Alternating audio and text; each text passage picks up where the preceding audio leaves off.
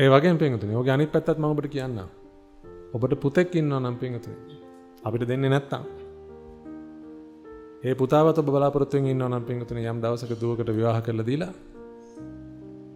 ඔබ අදහසක් තියෙනවා නම් ඔබ දවසක 100 කෙනෙක් වෙන්න ඕනේ ආච්චි අම්මා කෙනෙක් වෙන්න ඕනේ. ඔය ආදි වශයෙන් එක තියෙනවනේ ඒක ලාමක බලාපොරොත්තු.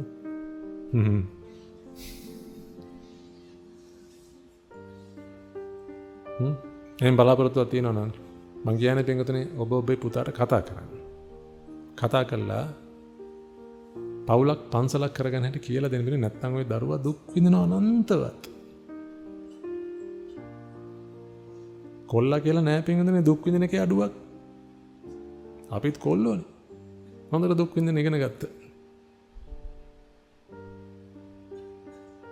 නිසි මග පෙන්වීමක් නැති වුණොත් පින්වතුනි කවුරුත් දුක් විඳිනවා. එච්චරයි.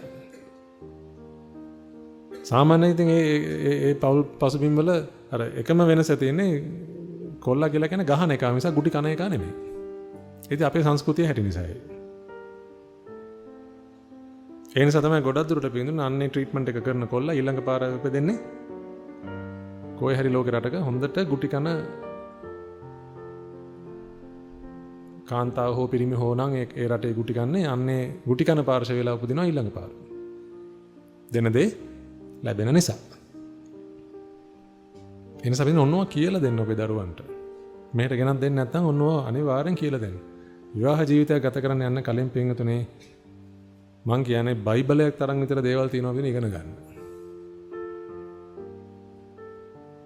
ඔයගොල්ලෝ මුද්දක් මාරු කරගෙන පෝරුවකින් බැස්ස පමණින් මිනිස්සු දෙන්නට පවුල් ගන්න බෑ.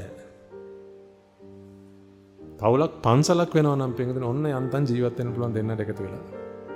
පන්සල කියන එක අයින් කරොත් ඔය පවුලෙන් ඕක තනකර අවුලක්ම තමයි. ඒකට ඔබ සාක්ෂි.